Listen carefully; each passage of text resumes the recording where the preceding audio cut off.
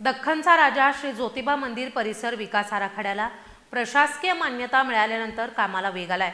मात्र करवीर निवासिनी श्री अंबाबाई मंदिर परिसर विकास आराखड्याची अद्याप प्रतीक्षा सुरूच आहे। त्यामुळे श्री अंबाबाईच्या विकास आराखड्याचं काम कधी सुरू होणार असा प्रश्न भाविकांमध्ये आता उपस्थित होतोय।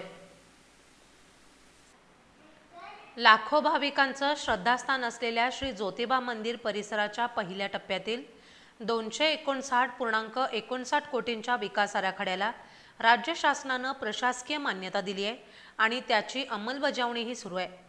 त्याचवेळी करवीर निवासिनी श्री अंबाबाई मंदिर परिसरासाठी 1445.97 कोटींचा भव्य आराखडा मंत्रिमंडळ बैठकीत जरी मंजूर झाला असला तरी हा आराखडा अजूनही प्रशासकीय मान्यतेच्या प्रतीक्षेत आहे।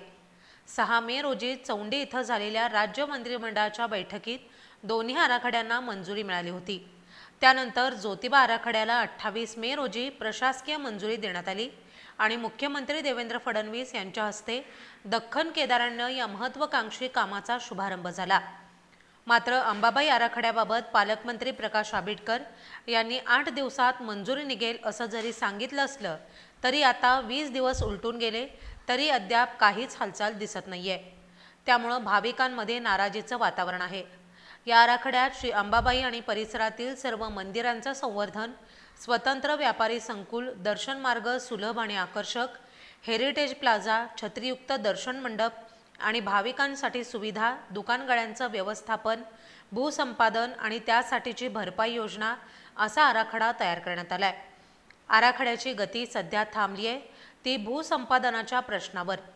भरपाई रोख रक्कम द्यायची की TDR की पर्यायी जागा यावर अद्याप ठोस निर्णय झालेला नाहीये।